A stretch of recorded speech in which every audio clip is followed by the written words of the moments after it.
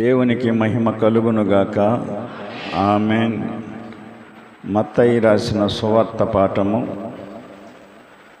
21వ అధ్యాయము 18, 19 వచనములు నేను చదువుతాను. వినండి, బైబిల్ తీసి చూడండి.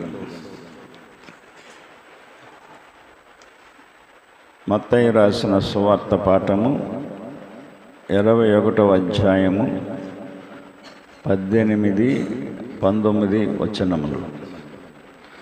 ఉదయమందు పట్టణమునకు మరలా వెళ్ళుచుండగా ఆయన ఆకలిగొనెను.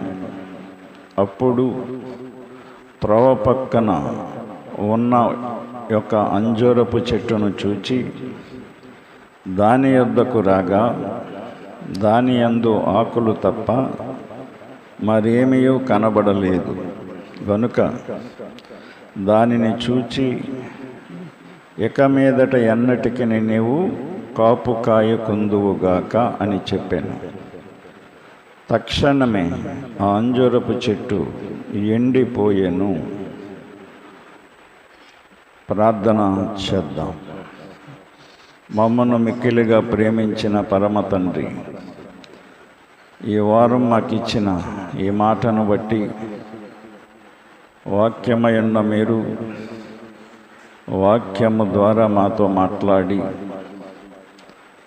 ఆత్మీయంగా మమ్మలను బలపరచడానికి, ఆర్థిక సమస్యలు తీర్చడానికి, మానసికమైన ఒత్తిళ్లు తొలగించడానికి మీ వాక్యము మాకు ఉపయోగపడినట్లు సహాయం చేయమని, వాక్యమును శ్రద్ధగా విని విశ్వాసమును సంపాదించుకొని విశ్వాసము ద్వారా అనేకమైన ఆశీర్వాదాలు పొందుకోవటానికి, ఆత్మ ఫలాలు ఫలించడానికి సహాయం చేయండి. అల్పుడును అయోగ్యుడును, నిలబడి మాట్లాడడానికి యోగ్యత లేనివాడిని నన్ను మీరు మీ సాధనముగా వాడుకుంటున్నారు. ఈ దినం కూడా మీరు నన్ను వాడుకొని మహిమ ఘనత మీరే పొందుకొనమని మా ప్రభువును రక్షకుడునైన యేసయ్య నామమును బట్టి ప్రార్థించి అడుగుచున్నాము తండ్రి. ఆమేన్. అందరికీ వందనాలండి. దేవుని మహాకృపను బట్టి దేవుని వాక్యమును చదువుకున్నాం. ఉదయమందు పట్టణమునకు ఆయన మరలా వెళ్ళుచూ ఉన్నాడట. ఆయన అనగా యేసు. బైబిల్లో ఆయన, ఈయన అనే పదాలు వచ్చినప్పుడు యేసు అని గుర్తు చేసుకోవాలి. యేసు ప్రభు అని బైబిల్లో అలా సంబోధించి రాయటం జరిగింది. యేసు ప్రభువారు ఒక పట్టణానికి మరలా వెళుతూ ఉన్నప్పుడు ఆయన ఆకలిగా ఉన్నాడు. అప్పుడు త్రోవ పక్కన ఉన్న ఒక అంజూరపు చెట్టును ఆయన చూచాడు. అంజూరపు చెట్టు దగ్గరికి వచ్చాడు ఆయన. దాని యందు ఆకులు తప్ప మరేమీ కనబడలేదు. అంజూరపు చెట్టుకు ఒక లక్షణం ఉంటుంది. అది వసంతకాలంలో చిగురిస్తుంది. ఆకులు బాగా ఆ చెట్టు ధరించుకుంటుంది. అంజూరపు చెట్టుకున్న లక్షణం ఏంటంటే ఆకులతో పాటు పూత కూడా వస్తుంది. దానికి ఆకులు పెరిగే కొలిది పూత పెరుగుతుంది, పిందెలు అవుతాయి.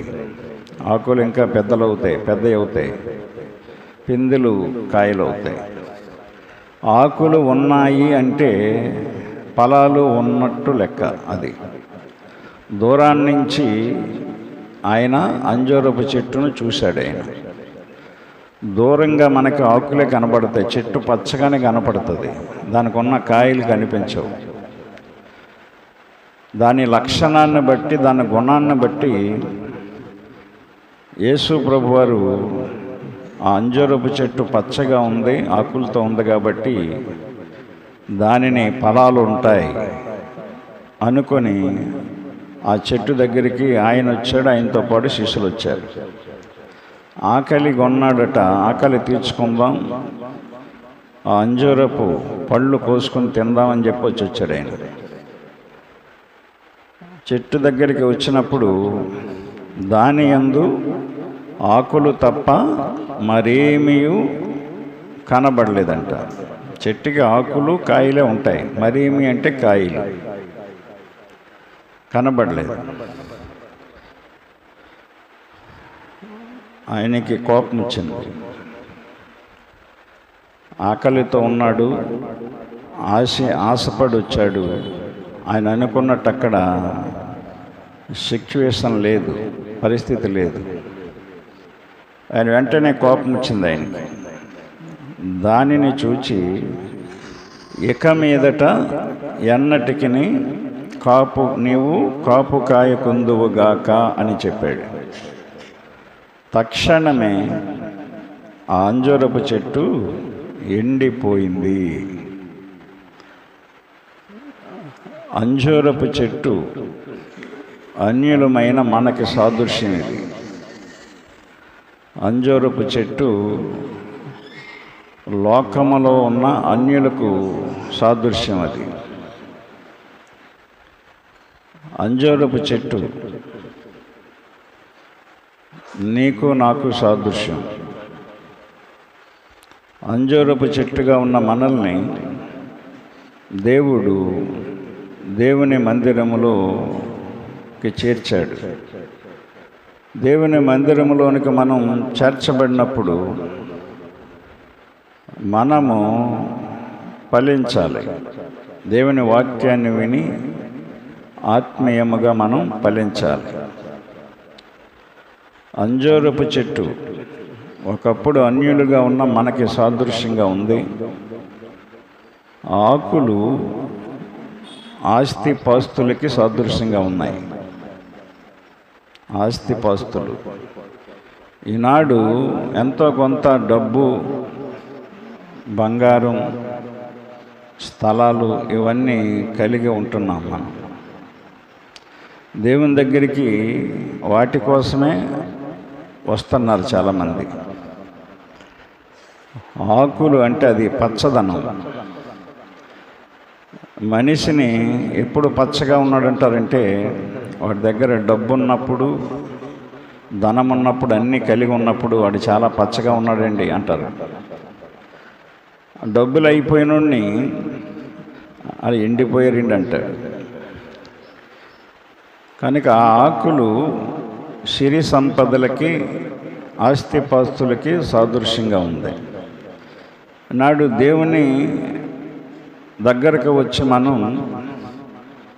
ఆస్తిపాస్తులు సంపాదించుకుంటున్నాం, కావలసినవన్నీ సంతానం సంపాదించుకుంటున్నాం. మనకేం కావాలో అన్నీ కూడా ఆశించి అవి పొందడానికి ప్రార్థనలు చేయించుకుంటున్నాం. కానీ ఆత్మీయంగా ఫలించడానికి ఆత్మ సంబంధమైన క్రియలు వదిలేస్తున్నాం. ఆకులు తప్ప మరేమీ కనబడలేదు. మరేమి అంటే కాయలు, ఫలాలు అంజూరపు చెట్టున కనబడలేదు. ఆయన అంజూరపు చెట్టు పచ్చగా ఉంది కాబట్టి కాయలు ఉండి ఉంటాయి అని నమ్మకంతో, ఆశతో ఆకలి తీర్చుకోవటానికి ఆయనతో పాటు 12 మంది శిష్యులు కూడా ఆ చెట్టు దగ్గరకు వచ్చారు. ఆయన నమ్మి శిష్యులు కూడా వచ్చారు వెనకాల. తీరా చూస్తే ఆకులే ఉన్నాయి, ఒక్క కాయ కూడా కనిపించలేదు. ఆయనకి ఒక కాయ కూడా కనిపించలేదు. ఫలాలు లేవు. ఈ రోజున దేవుడు ఏదో ఒక దినాన్ని దర్శిస్తాడు మనల్ని, గుర్తుపెట్టుకోండి. సంఘం చేసే ప్రార్థన బట్టి కానీ, సేవకులు చేసే ప్రార్థన బట్టి కానీ, నీ గురించి ప్రార్థనలో గోజాడినప్పుడు, అడిగినప్పుడు దేవుడు ఏదో ఒక రోజున నీ గృహాన్ని దర్శిస్తాడు, నీ జీవితాన్ని దర్శించడానికి వస్తాడు. ఆయన వచ్చినప్పుడు ఇదిగో ఇలాగే నువ్వు ఉంటే, ఈ అంజూరపు చెట్టు మాదిరిగానే ఉంటే దేవుడు నిన్ను శపించే అవకాశం ఉంది, శపించే అవకాశం ఉంది. ఇక్కడ ఒక మాట మనం చదువుదాం. లూకా సువార్తలో దేవుడు దర్శిస్తాడు అనే విషయానికి మనం జ్ఞాపకం చేసుకుందాం. 19వ అధ్యాయం, లూకా సువార్త 19వ అధ్యాయము 41వ వచనాన్ని చదువుదాం.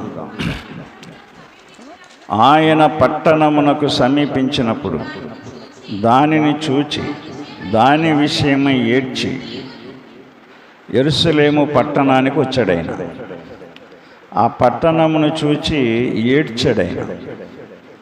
ఆ పట్టణమును చూచి ఏడ్చాడు. ఎందుకు? నీవును ఈ దినమందైనను సమాధాన సంబంధమైన సంగతులను తెలుసుకొని ఎడల నీకెంతగా మేలు, కానీ ఇప్పుడవి నీ కన్నులకు మరుగు చేయబడి ఉన్నవి. ఏమంటున్నాడంటే, నీవు సమాధాన సంబంధమైన సంగతులను తెలుసుకొని ఎడల. సమాధాన సంబంధమైన సంగతులు పరిశుద్ధ గ్రంథములో ఉన్న విషయాలే. లోకంలో మనకెవరు కూడా సమాధానంగా ఉండే మాటలు చెప్పరు, సంతోషంగా ఉండే మాటలు చెప్పరు, బాగుపడే మాటలు చెప్పరు. వాళ్ళు చెప్పిన వినం మనం. సమాధాన సంబంధమైన సంగతులు దేవుని వాక్యాలే, దేవుని మాటలే నీకు సమాధానం కలుగజేస్తాయి. నీ కుటుంబంలో సమాధానం లేదు, దేవుని వాక్యాన్ని జ్ఞాపకం చేసుకొని తలుపులు వేసుకుని ప్రార్థన చేసుకో. సమాధానం మరో గంటలో నీ ముందుంటుంది. నీ ఇంట్లో సమాధానం లేదు, నీ కుటుంబంలో సమాధానం లేదు, సంఘంలో కూడా సమాధానం ఉండదు. దేవుని వాక్యము బోధించకపోతే సంఘంలో గొడవలే ఉంటాయి, కుట్లాట్లే ఉంటాయి, దెబ్బలాట్లే ఉంటాయి. దేవుని మాటలే సమాధానం ఇస్తాయి మనకి. దేవుని మాటలు మనలో ఉండాలి, వాటిని తెలుసుకోవాలి. మనం తెలుసుకోవటానికి దేవుని మందిరమునకు రావాలి. దేవుని మాటలు తెలుసుకోవటానికి దేవుని మందిరానికి రావాలి. దేవుళ్ళాట గురించి కాదు, లోకములో పొనుకలాట గురించి కాదు, నువ్వేదో సంపాదించుకోవటానికి కాదు. ముందు దేవుని సమాధాన సంబంధమైన సంగతులు, మాటలు నువ్వు సంపాదించుకుంటే నీ వాక్యమే నిన్ను బ్రతికిస్తుంది, నీ బాధల్లో నెమ్మదిని అనుగ్రహిస్తుంది. కనుక దేవుని వాక్యం లేకుండా సమాధానము రాదు. యెరూషలేము పట్టణం పెద్ద పట్టణం, అలాంటి పట్టణానికే సమాధానం లేదు. ఎందుకంటే హత్యలు, నరహత్యలు, దారి దోపిడీలు, మానభంగాలు, దౌర్జన్యాలు ఇవన్నీ పెరిగిపోయాయి. దేవుని మాటలు చెప్పే ప్రవక్తల్ని చంపేసేవారు. మంచిని చెప్పకుండా మంచిని ముగించాలని, అంతం చేయాలని ఆ యెరూషలేము పట్టణాన్ని పరిపాలిస్తున్నటువంటి నాయకులు, చక్రవర్తులు, రాజులు ఎక్కడికక్కడే ఆ విధంగా ఆ పట్టణంలో అల్లకల్లోల పుట్టించారు. ఎందుకంటే దేవుని మందిరం ఉంది కానీ అక్కడ మందిరములో సేవ లేదు, మందిరములో వాక్యం లేదు. యెరూషలేములో గొప్ప మందిరం ఉంది, ఆ మందిరములో దేవునికి చోటు లేదు. అందుకనే దేవుడు ఆ పట్టణమును భ్రష్ట స్థితికి నడిపించేశాడు, దాన్ని వదిలేశాడు. కానీ కొంతమంది ప్రవక్తలు దైవజనులు ప్రార్థన చేయటం వలన ఒక్కసారి ఆ పట్టణాన్ని ఆయన దర్శించడానికి వెళితే ఎక్కడ కూడా ఎవరిలో కూడా దేవుని సమాధాన సంబంధమైన మాటలు కానీ విషయాలు కానీ ఎవరి హృదయాల్లో లేవు, ఎవరి జీవితాల్లో లేవు. దేవునికి మన మనసులో చోటు ఇవ్వకపోతే భ్రష్టత్వం మనలోకి వచ్చేస్తుంది. రోమీయులకు రాసిన పత్రిక 1వ అధ్యాయము 28వ వచనం చూద్దాం. మరియు వారు తమ మనస్సులో దేవునికి చోటియనొల్లకపోయిరి గనుక చేయరాని కార్యములు చేయుటకు దేవుడు భ్రష్ట మనస్సును వారికి అప్పగించెను. దేవునికి మహిమ కలుగునుగాక. దేవుని మాటలు నీ మనసులో ఉండకపోతే నీవు ఈ మందిరానికి రావటం అనవసరం. దేవుని మాటలు నీ మనస్సులో ఉంచుకోకపోతే నువ్వు ప్రార్థన చేయటం వ్యర్థం. దేవుని మాటలు నీ మనసులో లేకపోతే నీ కుటుంబం భ్రష్టత్వంలోకి వెళ్ళిపోతుంది. ఎందుకు ఇలాగ అయిపోతున్నారు అనుకుంటూ ఉంటాం మనం క్రైస్తవులు.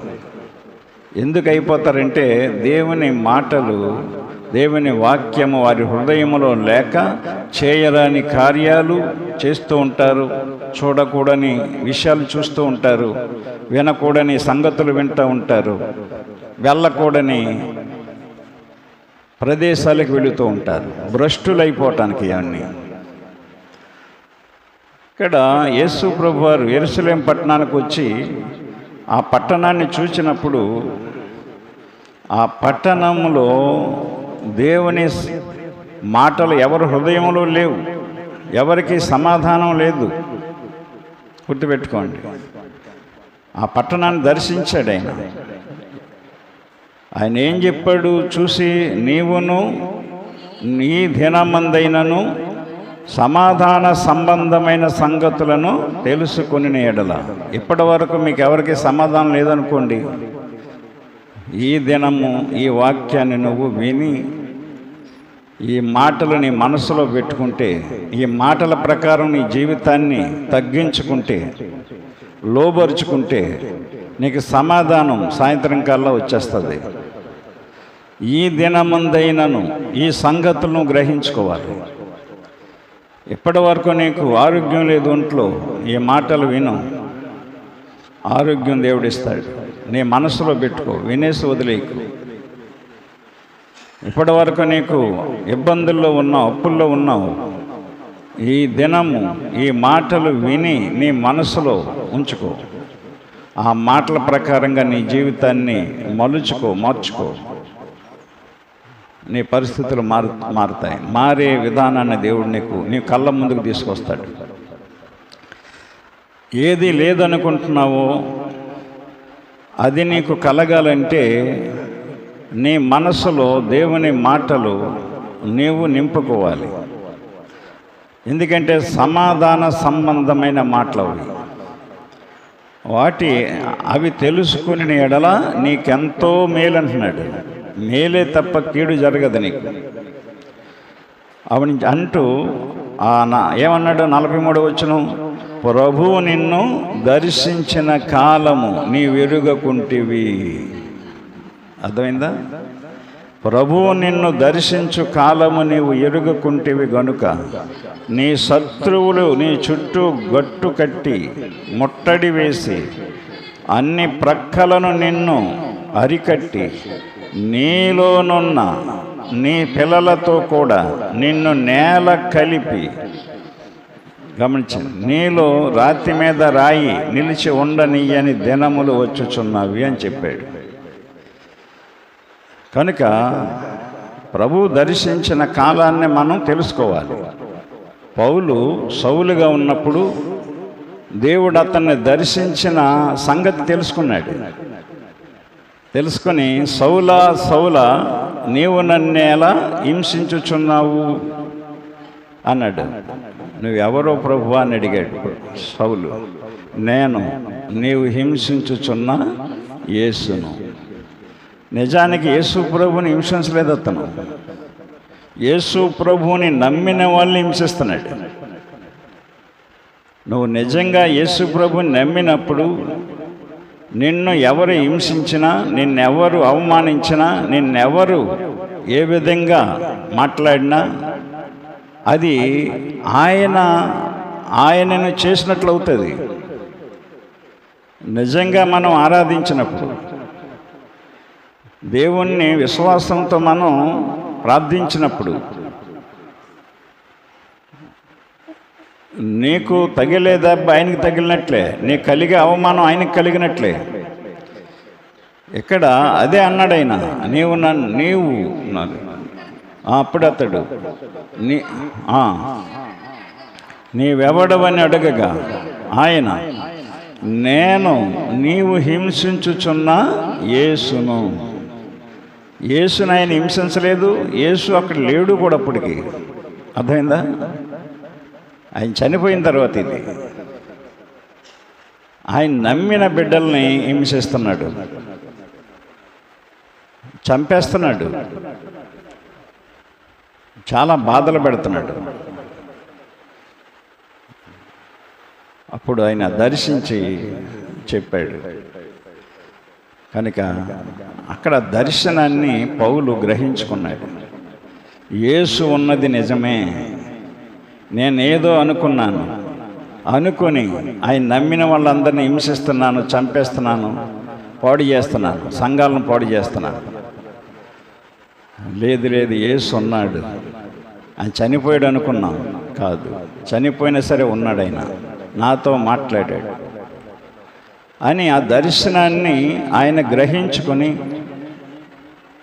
మారు మనసు పొందడానికి 3 దినములు ఉపవాసం ఉండి ప్రార్థన చేసుకొని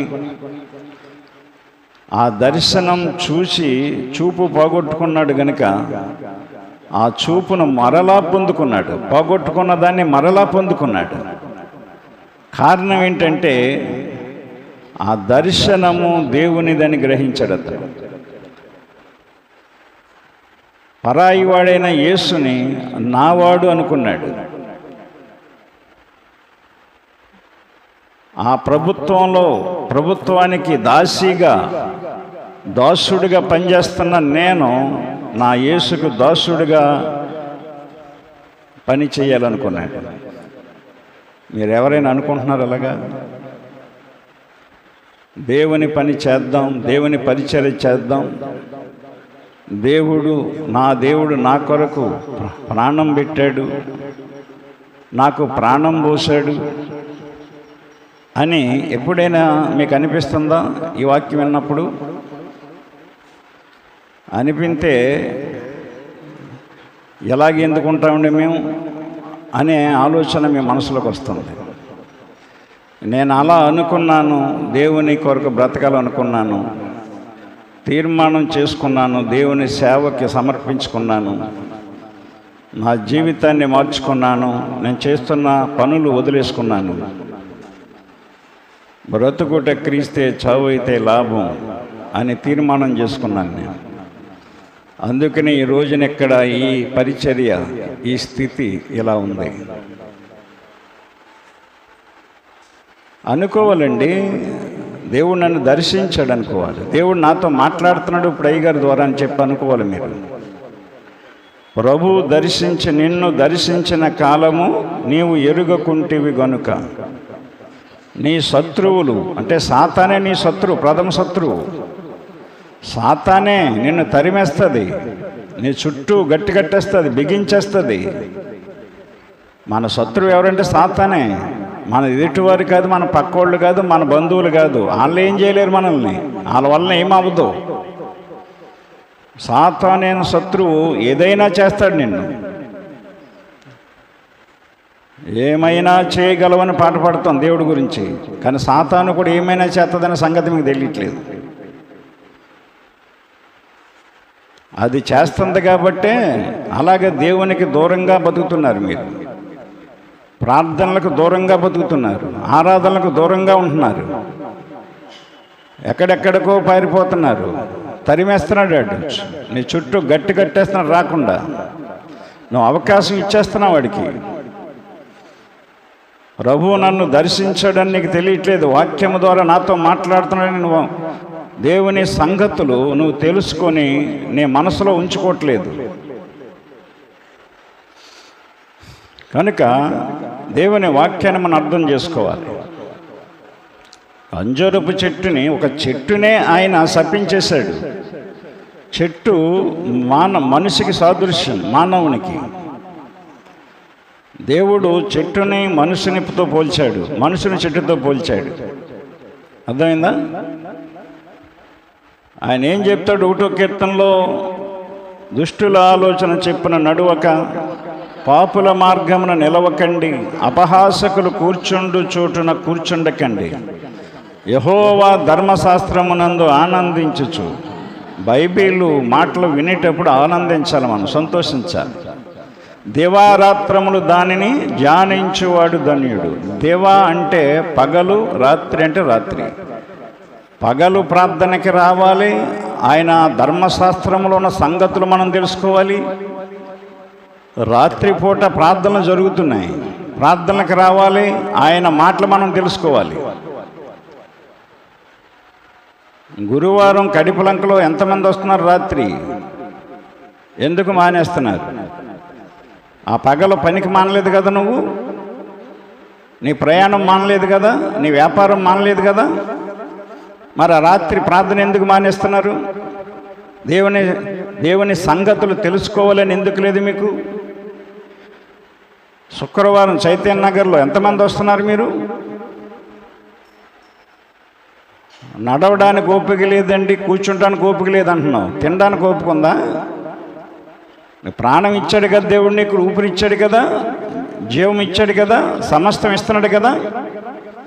అపోస్తుల కార్యాలు 17వ అధ్యాయం 25వ వచనం, ఆయన అందరికీ జీవమును ఊపిరిని సమస్తమును దయచేయవాడు. అందరికీనండి. అంతేగాని ఆయన ఇచ్చిన జీవాన్ని, ఊపిరిని నువ్వు తీసేసుకొని బతికేసి ఇంటికాడ కూర్చుని ఉపచప్పన మాట్లాడుకుంటూ, ఆ మాట్లాడుకుంటూ, అది చేసుకుంటూ, ఏదో చూసుకుంటూ, సమాధాన సంబంధమైన సంగతులు చెప్పడానికి దైవజనుడిని దేవుడు పంపిస్తూ ఉంటే బుధవారం మందిరంలోకి ఇక్కడ కూడా రావట్లేదు. అసలు బుద్ధి జ్ఞానం ఉంటుందండి? అసలు ఆదివారం సంఘానికి వచ్చి వెళ్ళిపోయే వాళ్ళకి జ్ఞానం ఉందా? అసలు జ్ఞానం లేకే బతుకులు అలా తగులాడుతున్నాయి, కుటుంబాలు అలా తగులాడుతున్నాయి. మీరు అనుకున్నవి జరగకపోవటానికి కారణం అదే.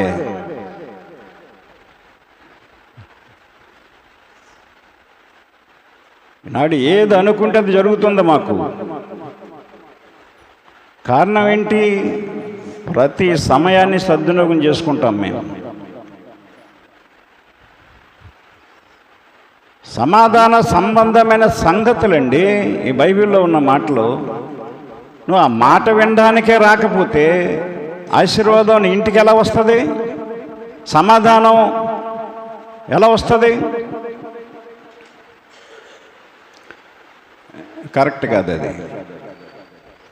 ఎంత చెప్పినా సరే, ఎన్ని మార్లు చెప్పిన ఎన్నిసార్లు గద్దె, నా కోసం గద్దిస్తున్నాను మిమ్మల్ని ఏంటి? మీరు వస్తే నేను బాగుపడతానేంటి? దేవుడు నాకు అప్పగించిన పని శ్రద్ధగా చేయాలి, నమ్మకంగా చేయాలి, వచ్చిన వాళ్ళని బాగు చేయాలండి. బాగుపడాలి మీరు. త్రోవ పక్కన ఉన్న అంజూరపు చెట్టు ఆకులు ఉన్నాయి తప్ప మరేమీ లేవు. మరేమి అంటే కాయలు లేవు, క్రియలు లేవు. నువ్వు క్రైస్తవుడివే, క్రియలు లేవు. బాప్తిసం పొందావు, క్రియలు లేవు. బాప్తిసం పొందావు, మారు మనసు లేదు. బాప్తిసం పొందావు, వాక్యాన్ని ఒక్కటి కూడా చెయ్యు. నువ్వు ఒక వాక్యాన్ని నేను నెరవేరుస్తున్నానండి అని చెప్పగలిగే స్థితి ఉందా? ఈనాడు క్రైస్తవులు ఎవరైనా ఒక్కటి పాటించరు. ఎలాగా? అరే దేవుడు ఎంత బాధపడుతున్నాడండి, ఎంత కోప్పడుతున్నాడండి. ఎంత కోప్పడితే చెట్టు ఎండిపోయింది అక్కడ. వాళ్ళు చూపండి మా ఇంటి మీద పడిందండి బాబు, అప్పటి నుంచి ఏంటండి మా ఇల్లు ఇలాగైపోయిందండి అంటారు. విన్నారా మీరు ఆ మాట? విన్నారా? దాన్ని చూపడిందండి బాబు, ఆడు చూపడిందండి బాబు, అప్పటి నుంచి మాకు ఇలా జరుగుతున్నాయండి. మనిషి చూపుకే అలాగైపోతూ ఉంటే వాళ్ళ కోపంతో నీ శత్రువులు కనుక అలా చూస్తున్నారు నేను. కానీ మరి నువ్వు దేవుని వైపు చూడాలి కదా. వాళ్ళు నీ వైపు చూస్తున్నారు పాడైపోవాలని నీ శత్రువులు. మరి నువ్వు ఎవరి వైపు చూడాలి? నువ్వు దేవుని వైపు చూడాలి. బూదిగంత నివాసులారా నా వైపు చూసి రక్షణ పొందండి. దేవుడను నేను, మరే దేవుడు లేడు. మనుషులు ఏం చేస్తారు నిన్ను? మనుషుల చూపులు ఏం చేస్తాయి? సాతాను చూపు ఏం చేద్దా నిన్ను? దేవుడు ఆయన యేసు ప్రభుకి విపరీతమైన కోపం వచ్చేసిందండి. ఆ కోపం తీసుకురాకండి, మీ మీదకి తెచ్చుకోకండి, కోపం తెచ్చుకోకండి. ప్రభువు నిన్ను దర్శించిన కాలము నీవు ఎరుగకుంటివి. ఇదే జరుగుతుంది దేవుని సంఘాల్లో. దేవుడు నాతో వాక్యం ద్వారా నన్ను దర్శిస్తున్నాడు, నాతో మాట్లాడుతున్నాడు అని అనుకోవట్లేదు మీరు వాక్యం వినేవాళ్ళు క్రైస్తవులు. ఏదో 6 దినాల పనికి ఎలాగెళ్ళిపోయి పని చేసుకుని వచ్చేస్తున్నాము, ఆదివారం కూడా ఆ పనిలాగే గుడికెళ్ళి వచ్చేస్తున్నాం. పనికెళ్తే ప్రతిఫలం వస్తుంది నీకు. మరి దేవుని మందిరానికి వస్తే సమాధానం రావాలి, సంతోషం రావాలి. వాక్యాన్ని విని నువ్వు ఫలించాలి. అర్థమైందా? క్రైస్తవులు ఫలించాలండి. లోక సంబంధమైన ఆశీర్వాదాలు కాదు. నువ్వేం సంపాదించావని దేవుడు నీకు ప్రాణం ఇచ్చాడు, ఈరోజు ఊపిరిచ్చాడు నీకు, ఈ వారమంతా నిన్ను పోషించాడు. ఆయన చేసేటంత వరకు చేస్తాడు, చూసేటంత వరకు చూస్తాడు. ఎందుకంటే నీ పక్షంగా ప్రార్థించే వాళ్ళు ఉన్నారు కాబట్టి. ఉపవాస ప్రార్థనకి మీరు వచ్చినా రాకపోయినా మీ గురించి ప్రార్థన చేస్తున్నారు. వచ్చిన ఆ 10 మంది అయినా ఆ 15 మంది అయినా, నువ్వు రాకపోయినా నీ గురించి చేస్తున్నారు. నువ్వు పట్టించుకోకపోయినా నీ గురించి పట్టించుకుని ప్రార్థన చేస్తున్నాం ఇక్కడ మేము. ఆ ప్రార్థన దేవుడు ఆలకించి నీకు నీ కుటుంబానికి కాపుదలు ఇస్తున్నాడు. మరి నీ జీవితకాలం అంతా అలాగే ఉంటావా? తెలుసుకోవా? ప్రభువు నేను దర్శిస్తున్నాడు, వాక్యంతో నీతో మాట్లాడుతున్నాడని అర్థం చేసుకోవా? దేవుని వాక్యాన్ని అర్థం చేసుకోండి. అంజూరపు చెట్టు ఫలించకపోవటానికి కారణం ఏంటంటే అది త్రోవ పక్కన ఉంది. ఎక్కడుంది అది? త్రోవ పక్కన ఉందండి. అది గమనించండి. త్రోవ పక్కన ఉంది అంజూరపు చెట్టు. త్రోవ పక్కన ఉంది, తోటలో లేదు. అది తోటలో లేదు. ఎందుకు? ఫలాలు లేవు దానికి. అది త్రోవ పక్కన ఉంది, తోటలో ఉండాలి. నువ్వు దేవుని సంఘం అనే తోటలో ఉండాలి. తోటలో నీకు తోట చుట్టూ కంచేస్తాడు రైతు, చేను చుట్టూ ఏదో ఒకటి ఏర్పాటు చేసుకుంటాడు రైతు. దేవుని సంఘములో నీకు కాపుదల ఉంటుంది. దేవుని తోటలో నువ్వు ఉండాలి. నువ్వు త్రోవ పక్కన ఉంటే పని అవ్వదు. గమనించండి. 108వ కీర్తన 1వ వచనం మనం చదివితే, యెహోవా యందు భయభక్తులు కలిగి ఆయన త్రోవల యందు నడుచువారందరూ ధన్యులు. దేవునికి మహిమ కలుగునుగాక. ఆయన త్రోవలో నడవాలను. ధన్యత, దీవెన, ఆశీర్వాదం వస్తుంది. నీకు అన్నీ వస్తాయి. ఆయన త్రోవలో నడవాలను. నీకు ఇష్టానుసారమైన త్రోవలో నడవటం కాదండి, త్రోవలో ఉండాలండి. త్రోవలో ఆయన త్రోవలోకి రావాలి నువ్వు. భర్తీమైన గుడ్డివాడు త్రోవ పక్కన ఉన్నాడు. అతను అర్థమైందా? త్రోవ పక్కన ఉన్నాడు. లోకాసు వార్త 18:35 ఎంత 46. వారు ఎరుకో పట్టణమునకు వచ్చిరి.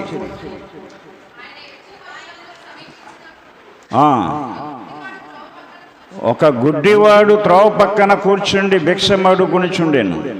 త్రోవ పక్కన కూర్చొని భిక్షమడుకుంటున్నాడు. ఆ త్రోవల యేసుప్రభు వెళ్తున్నాడు. జనసమూహము దాటిపోవచ్చున్నట్టు వాడు వినినప్పుడు ఇది ఏమని అడిగనగా, వాడు నజరేయుడని యేసు ఈ మార్గమున వెళ్ళుచున్నాడని వానితో చెప్పిరి. అర్థమైందా? అప్పుడు వాడు, యేసు దావీదు కుమారుడా నన్ను కరుణించమని కేకలు వేశాడు. నన్ను కరుణించవయ్యా, నన్ను దర్శించవయ్యా అని. ఊరకుండమని ముందర నడుచుచున్న వారందరూ ఆ వానిని గద్దించిరి. కానీ వాడు మరి ఎక్కువగా కేకలు వేసి, దావీదు కుమారుడా నన్ను కరుణించమని కేకలు వేశాడు. అదండి, మరి ఎక్కువగా దేవుల్లో ఉండాలి మనం. నువ్వు దేవుల్లో నడిచినప్పుడు ఎవరో ఏదో అన్నారని, ఎవరో ఏదో చేశారని నువ్వు తగ్గిపోకూడదు, వెనక్కి ఉండకూడదు. మరీ ఎక్కువగా దేవుల్లో నడవాలి నువ్వు. మరీ ఎక్కువగా ఈనాడు తగ్గిపోతున్నారు, వెనక్కి జారిపోతున్నారు. నువ్వు పరిచర్య చేసినప్పుడు ఎవరో ఒకరు ఏంటంటారు, నువ్వు దేవుని సంఘానికి వచ్చి ఏదో చేసినప్పుడు, దైవ సేవకులకు ఏదో చేసినప్పుడు, ఓయ్ బాబోయ్ చేసేస్తుంది ఈవిడ, వెళ్ళిపోయి పేరు పొందేయాలని, ఓ తెగెళ్ళిపోతున్నాడు ఈడు అంటూ ఉంటారు. అంటారు చుట్టూ ఉన్న వాళ్ళు. అన్నారని నువ్వు తగ్గిపోకూడదు. దేవుని మందిర పరిచర్య చేయటం ఆపేయకూడదు. సేవకుల దగ్గరికి వచ్చి ప్రార్థన చేసుకోవటం ఆపేయకూడదు. మరీ ఎక్కువగా చేయాలి మనం. ఎందుకంటే నీ చుట్టూ ఉన్న వాళ్ళు నిన్ను బాగుపడకుండా వాళ్ళందరూ, సాతాను వాళ్ళందరి చేత అనిపిస్తుంది నిన్ను. సాతాను అందరిలోకి వెళ్ళి వాళ్ళ చేత అనిపిస్తుంది నానా మాటలు నిన్ను. నువ్వు వెనక్కుండిపోతే ఆత్మీయంగా దిగజారిపోతావు కదా, నాశనం అయిపోతావు, పాడైపోతావు కదా. మొదటి స్థితిని పోగొట్టుకుంటే మళ్ళీ రాదు, నువ్వు సంపాదించుకోలేవు. మొదట నీకుండిన ప్రేమను వదిలితివి అంటాడు ఆయన. అందుకనే మొదట మళ్ళా రాదది. మొదటున్న విశ్వాసం, మొదటున్న మంచితనం, మొదటున్న ప్రార్థనా జీవితం, మొదటున్న ఆత్మీయత మళ్ళీ ఆ లెవెల్లో రాదు. ఒకవేళ నువ్వు వచ్చినా, నువ్వు ఉందామనుకున్నా రాదు అది. అందుకని దాన్ని కాపాడుకోవాలి, మనం కాపాడుకోవాలి. టేకి వెళ్ళిన నాటి నుండి ఈనాటి వరకు కూడా అదే కాపాడుకుంటూ వస్తున్నాను నేను.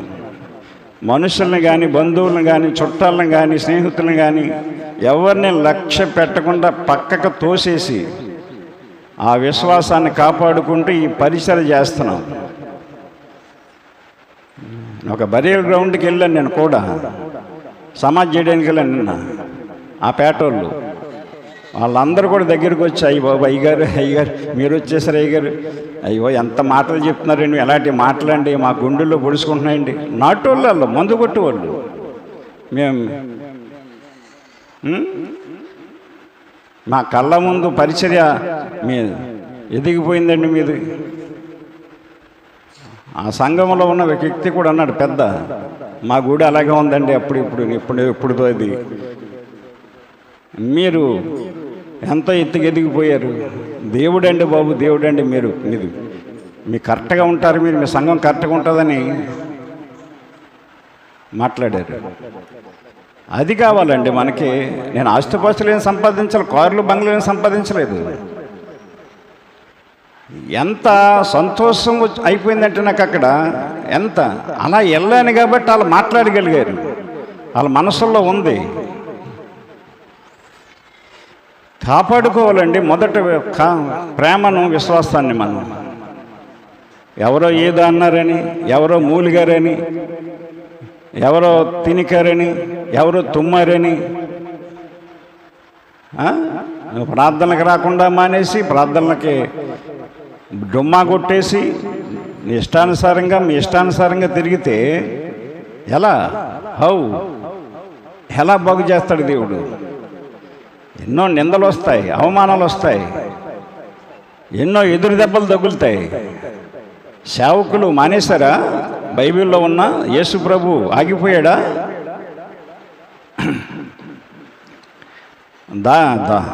యోబు గారు వదిలేశాడా దేవుణ్ణి? అలాంటి శ్రమలేమి లేవు కదా నీకు, మనకు లేవు కదా. నువ్వు త్రోవ పక్కకి వెళ్ళిపోయావు, త్రోవలో ఉన్నవాడు త్రోవ పక్కకి వెళ్ళిపోయావు. త్రోవ పక్కన గుడ్డోడు, వాడికి ఉన్న జ్ఞానం లేదు ఈ రోజున, మనకి వాడికి ఉన్న బతుకు తెరువు లేదు మనకి ఈ రోజున. త్రోవ పక్కన ఉన్నవాడు కేకలేస్తున్నాడు, నువ్వు త్రోవలో ఉండి సంఘంలో ఉండి కేకలేయలేకపోతున్నావు, ప్రార్థన చేయలేకపోతున్నావు, దేవుడిని అడగలేకపోతున్నావు, దేవునికి ఇవ్వలేకపోతున్నావు, దేవుని దగ్గరికి రాలేకపోతున్నావు. ఎన్ని లోట్లు ఉన్నాయి నీలో, ఎన్ని లోపాలు ఉన్నాయి చూడండి. కంటిన్యూగా రాలేరు ఎవరు కూడా. కంటిన్యూగా ఏ వారం కూడా మానకుండా ఆదివారం నీ బతుకులో రావు కదను. దేవునికి ఏది అడ్డమైతే దాన్ని తీసేయాలి, దాన్ని మానేయాలి. ఎవరు అడ్డమైతే వాళ్ళని పక్కకి గెంటేసుకోవాలి నువ్వు. నా తాత, నా ముత్తాత, నా బావ, నా అక్క, నా బామ్మరిది, నా మేనత్త, నా మేనగోడలు, ఇవన్నీ పనికిరావు దేవునికి. ఇవన్నీ పనికిరావండి. ఎక్కడ గడుపుతున్నావు నువ్వు? ఎక్కడ పండుకుంటున్నావు? ఎక్కడ తింటున్నావు? విశ్వాస సంబంధమైన ఇళ్ళకి వెళ్తున్నావా నువ్వు? దేవునిలో నమ్మకంగా ఉన్న ఇంట్లో ఉంటున్నావా నువ్వు? త్రోవ పక్కకి వెళ్ళిపోయావు. త్రోవ పక్కనుంటే ఫలాలు ఎలా వస్తాయి? త్రోవ పక్కకి పోతే ఎలాగండి? త్రోవ పక్కనున్న గుడ్డోడు చూడండి, కళ్ళు లేనోడు చూడండి. నీ కళ్ళు ఉన్నాయి, కాళ్ళు ఉన్నాయి, అన్నీ ఉన్నాయి, అవయవాలు అన్నీ బాగున్నాయి. అది గర్వం. నేను ఎలాగైనా బతికేయగలను, ఎలాగైనా ఉండగలను, ఎలాగైనా నేను ఛేదించేయగలను. నీ వల్ల కాదు. నాకు వేరుగా ఉండి మీరేమీ చేయలేరు అన్నాడు. యేసు యేసు యేసు మరీ ఎక్కువగా కేకలేస్తున్నాడండి. ఏదో సంఘంలో ఎవరో ఏదో అన్నారని, ఏదో తినికారని, అక్కడ ఎలా మాట్లాడారండి నా గురించి, వాళ్ళ దగ్గర ఎలాగన్నారండి అని నువ్వు వెనక్కుండిపోతే ఎక్కడికో పోతావు వెనక్కి. మరీ ఎక్కువగా రావాలి నువ్వు, మరీ ఎక్కువగా దేవుని పని చేయాలి, దేవునిలో ఉండాలి. ఎవరి గురించో చెప్తాను నేను మంచిగా సంఘంలో నాకు నచ్చి వాళ్ళని చూసి చెప్పినప్పుడు కూడా చనుక్కుంటారు కొంతమంది. తప్పది. ఉంటే అలా ఉండి అలాగా ఉండగలిగితే అలా ఉంటే నీ గురించి చెప్తారు సేవకులు. మంచిని మంచి అని చెప్పాలి, చెడుని చెడు అని చెప్పాలి. కీడు మేలని, మేలు కీడు అని చెప్పకూడదు. నాడు సేవకులు అలాగే చెప్తున్నారు. ఏ మంచి లేకపోయినా మంచోడండి, తోపండి, తురుమండి, అయ్యి బాబు దేవుళ్ళు అంటారు. అలా చెప్పను నేను, ఉంటేనే చెప్తాను. నేను నిజమైతే చెప్తాను. త్రోవ పక్కన ఉన్న గుడ్డోడు మరీ ఎక్కువగా కేకలు వేశాడు. అంతటా యేసు నిలచి వానిని నా దగ్గరకు తీసుకొని రమ్మని చెప్పాడు. అది యేసు ప్రభు త్రోవలో ఉన్నాడు, వాడు త్రోవ పక్కన ఉన్నాడు. యేసు ప్రభు దగ్గర ఉన్న వాళ్ళతో చెప్పాడు, యేసు ప్రభుతో ఉన్న వాళ్ళతో, అతన్ని నా దగ్గరికి తీసుకురండి, త్రోవ పక్కన ఉన్నాడు, త్రోవలోకి తీసుకురండి, నా దగ్గర తీసుకురండి. మన సంఘంలో తప్పిపోతున్న వాళ్ళని మళ్ళీ సంఘానికి తీసుకురావాలి. పక్కనున్న వాళ్ళు భలే మానేశాడు, భలే మానేసింది, అలాగే ఉండాలి. ఇది కాదండి. త్రోవ తప్పినప్పుడు త్రోవలోకి తీసుకురావాలి, వదిలేయకూడదు అలాగా. ఇక్కడ యేసు ప్రభు అక్కడ వారితో చెప్తున్నాడు, వానిని నా యొద్దకు తీసుకొని రండి అని చెప్పాడు. వాడు తవ పక్కనున్నవాడు ఆయన ఎల్లో లేపి, కళ్ళు లేవు కదా, తావులోకి తీసుకొచ్చి త్రోవమ్మట ఆయన దగ్గర తీసుకొచ్చాడు. ఆ త్రోవ దారి, ఆ దారి యేసుప్రభు ఉన్న త్రోవలోకి తీసుకొచ్చారు. అర్థమైందా? త్రోవలోకి వచ్చినప్పుడు ఏం జరిగింది? ఆయన నేను నీకేమి చేయగోరుచున్నాను అని అడిగాడు. వాడు ప్రభువా నాకు చూపుని అన్నాడు. అంతే. ఏది అవసరమో అదే అడగాలి మనం దేవుణ్ణి. గుర్తుపెట్టుకోండి, ప్రార్థనలో గొంతెలమ్మ కోరికలు కోరేయటం కాదు, ఒక 50-100 కోరికలు కోరేయటం కాదండి. ఏది అవసరమో అదే అడగాలి ఆయన్ని. అది తీరిన తర్వాత ఇంకోటి అడుగు. ప్రభువా నాకు చూపు పొందగోరుచున్నాను, చూపు దయచేయి అన్నాడు. ఎందుకంటే వాడికి అవసరం అదే, చూపు వస్తే చాలు, ఎలాగలాగ బతుకుతానని. ఇప్పుడు ఏది అవసరం అది అడగాలి మనం దేవుణ్ణి. ఎప్పుడు అడగాలి? త్రోవ పక్కనుండా త్రోవలోకి వచ్చా? చెప్పండి. త్రోవ పక్కనుండా త్రోవలోకి వచ్చా? త్రోవలోకి వచ్చి అడగాలి. నువ్వు ఉపవాస ప్రార్థనకి రావాలి, అడగాలి. ఆరాధనకు రావాలి, అడగాలి. త్రోవలోకి రావాలండి. ముందు త్రోవలోకి రావాలండి. త్రోవలోకి రావు చెప్తావు పాస్టర్ గారికి, అయ్యగారు పలానా దాని గురించి ప్రార్థన చేయండి, అయ్యగారు పలానా దాని గురించి ప్రార్థన చేయండి. త్రోవలోకి రావాలండి. త్రోవ పక్కన ఉంది కాబట్టి అంజూరపు చెట్టు ఫలాలు లేవు, దానికి సెక్యూరిటీ లేదు, దానికి ఎరువు లేదు, నీళ్ళు లేవు, ఏమీ లేవు, క్రియలు లేవు, మరేమీ కనబడలేదు. ఈనాడు త్రోవ తప్పిపోతున్నాం. కొన్ని విత్తనాలంటే త్రోవ పక్కన పడ్డాయని చెప్తాడు. విత్తనాలు చల్లినప్పుడు త్రోవ పక్కన పడిన విత్తనాలు పక్షులు ఎత్తుకుపోయాయంట. వాడు విత్తుచుండగా కొన్ని విత్తనములు త్రోవ పక్కన పడెను, పక్షులు వచ్చి వాటిని మింగివేశాను. అది పక్షులు అంటే సాతాను. అర్థమైందా? సాతాను. త్రోవ పక్కన పడ్డాయి. త్రోవ పక్కన ఉంటారు కొంతమంది. ఇప్పుడు వెనకాల వస్తున్నారు కొంతమంది, ఆ మెట్ల కాడ అక్కడ కూర్చుంటున్నారు. మందిరంలోకి రావాలండి, ఆ మెట్లు గారు కూర్చోవటం కాదు, త్రోవలోకి రావాలి. నువ్వు త్రోవ పక్కన ఉండకూడదు, మందిరంలోకి రావాలి. మందిరం బయట ఉన్నవాడు కుంటోడు, వాడు మందిరం బయట ఉన్నంతకాలం వాడికి నడక రాలేదు. మందిరంలోకి ఆ దైవజనులు వచ్చి వాడికి నడక రప్పించి మందిరంలోకి తీసుకెళ్ళారు. మనం ఎక్కడ ఉన్నాం ఈ రోజున? త్రోవ పక్కన, త్రోవలోన. ప్రసంగి 10:15 ఒక మాట ఉంటుంది, ఊరికి పోవు త్రోవ ఎరుగని వారై,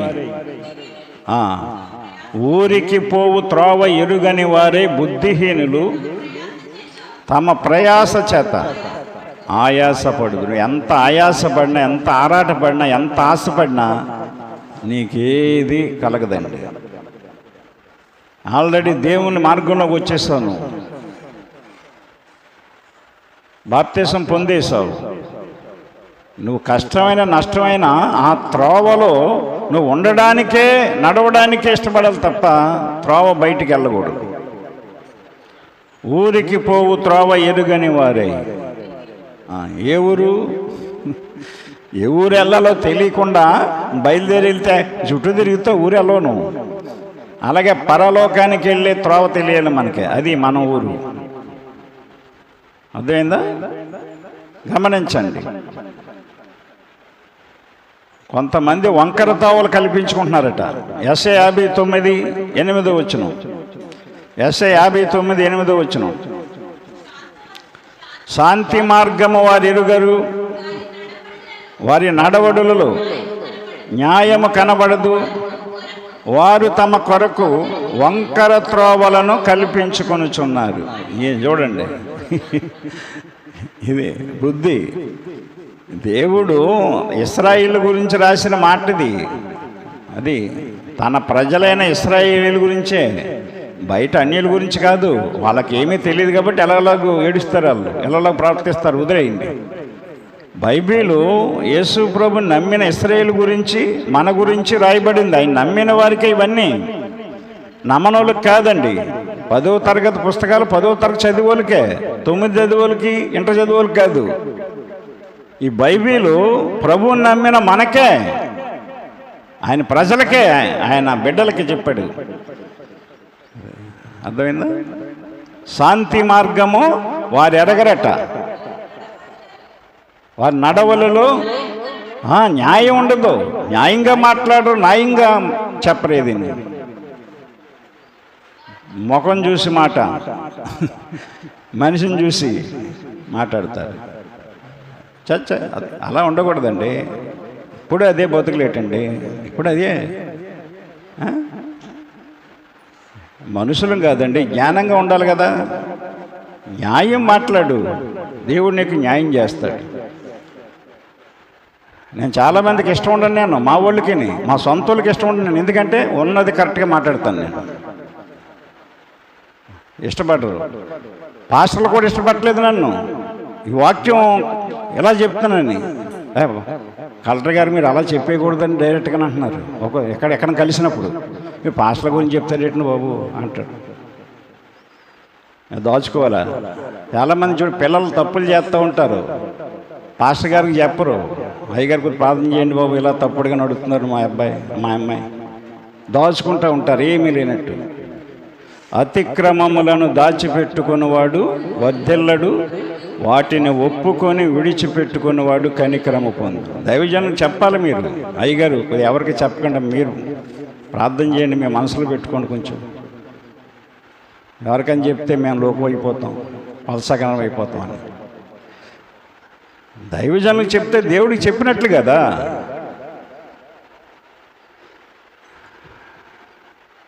వంకర త్రోవలు, వంకరగా ఉంటే ఎవడు సరి చేస్తాడు? ఆయన త్రోవల్లో నడవండి, ధన్యులు కండి. యెషయా 53:6 అంటాడు, మనమందరమును గొర్రెల వలె త్రోవ తప్పిపోతిమి అంటాడు. అర్థమైందా? మనలో ప్రతివాడు తనకిష్టం వచ్చిన త్రోవకు తొలగిపోయాను. ఎవరిష్టంగా అందులో వెళ్ళిపోవటానికి దేవుని సంఘం ఎందుకండి? దేవుడు ఎందుకండి? బాప్తిసం ఎందుకు పొందుతున్నారు వచ్చి? ఏది మానరు, ఏది మానుకోరు.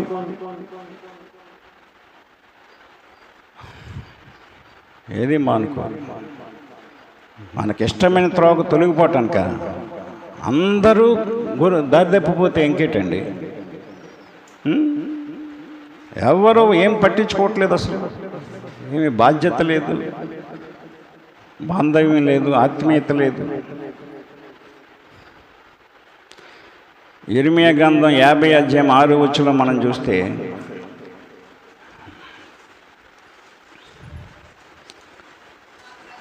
నా ప్రజలు త్రోవ తప్పిన గొర్రెలుగా ఉన్నారు. ఎలా ఉన్నారట? త్రోవ తప్పిన గొర్రెలుగా ఉన్నారు. త్రోవ తప్పితే త్రోవ పక్కన ఉంటే ఏది రాదండి. త్రోవ పక్కన గుడ్డోడు త్రోవలోకి వచ్చి చూపు పొందాడు. దారి తప్పి తిరుగుతున్న సౌలు యేసు నన్ను దర్శించాడని ఆ రోమ ప్రభుత్వకు ఉద్యోగం మానేసి తనకున్నవన్నీ వదులుకొని నా దేవుని కొరకు నేను బతుకుతానని తీర్మానం చేసుకుని దేవుని కొరకు హతసాక్షిగా అయిపోయాడు. త్రోవ పక్కన ఉన్న అంజూరపు చెట్టు గుర్తుపెట్టుకోండి. త్రోవ పక్కన ఉంది కాబట్టి దాని ఆకులు ఉన్నాయి తప్ప ఫలాలు లేవు. అనాడే లోకస్తులు, త్రోవ పక్కన ఉన్న మనుషులు ఆతి ఇది సంపాదించుకుంటారు. దేవుని క్రియలు ఉండవు, ప్రేమ ఉండదు, సంతోషం ఉండదు, సమాధానం ఉండదు, దీర్ఘశాంతం, దయలత్వం ఉండదు, మంచితనం ఉండదు, సాత్వికం ఉండదు, విశ్వాసం ఉండదు, ఆశా నిగ్రహం అనేది ఉండదు. వాళ్ళకి ఎంతసేపు లోక సంబంధమైన సంపద. ఇల్లు, పొలం, బంగారం, ఇంట్లో వస్తువులు. ఇదే ఆలోచన. నా ప్రియమైన సహోదరి, సహోదరుడా, దేవుని వాక్యాన్ని అర్థం చేసుకో. నువ్వు బ్రతికి ఉంటే ఎదురీస్తావు నీటికి. నువ్వు చనిపోతే, ఆత్మీయంగా చనిపోతే లోకంలో కొట్టుకుపోతావు. లోకస్తులు ఏం సంపాదించుకున్నారు, ఏం కలిగి ఉన్నారు, అవే కలిగి ఉండాలనుకుంటావు. ఆ దైవజనుడు చెప్పిన మాట చాలా మంచిది. అది బ్రతికి ఉన్న చేపంట ఎదురీస్తుందంట నీటికి. ఎంత ఫోర్స్ వచ్చినా సరే ఎగురుతూ ఉంటాయి ముందుకెళ్ళాలని. బతికి ఉన్న చేప లక్షణం అది. నువ్వు ఆత్మీయంగా బతికుంటే దేవుని సేవలో ముందుకు సాగుతావు. ఆత్మీయంగా చనిపోతే లోకంలో కొట్టుకుపోతావు. సంఘంలోంచి లోకంలోకి కొట్టుకుపోతావు. మనం ఎలా ఉన్నామనేది ఆలోచించి చేసుకోండి. దేవుడి మాటలు దీవించునుగాక. ఆమేన్. ప్రార్థన చేసుకుందాం.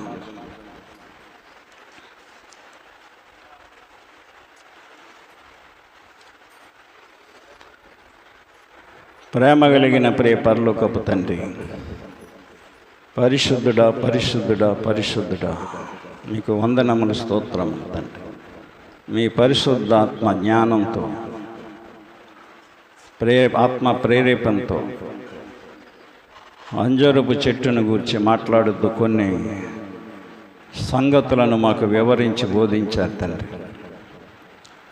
మా మంచి బోధకుడు అయిన నీవు మా బాగు కొరకే బోధించారు అని ప్రతి ఒక్కరూ కూడా విన్న మాటలను వారి హృదయంలో భద్రపరుచుకొని, మనసులో దాచుకొని, నీ త్రోవలలో నడిచి గొప్ప ధన్యులుగా మారడానికి సహాయం చేయండి. త్రోవ ఎరుగని వారే ఉండకుండా నేనే మార్గము అని చెప్పారు. మీరు సరి చేసుకొని నీ మార్గంలో నడుచుకునే వారిగా చేయండి. ప్రతి ప్రార్థన విజ్ఞాపనంలో పాలు పంచుకొని ఆత్మీయంగా ఎదిగి వర్ధిల్లే కృప అనుగ్రహించండి. ఆర్థికమైన ఇబ్బందులు, మానసికమైన ఇబ్బందులు, శరీర సంబంధమైన బలహీనతలన్నీ ఈ వాక్యము ద్వారా తీసివేయమని మా ప్రభువును రక్షకుడునైన యేసయ్య నామమును బట్టి ప్రార్థించి అడుగుచున్నాము తండ్రి. ఆమేన్. అందరికీ వందనాలు.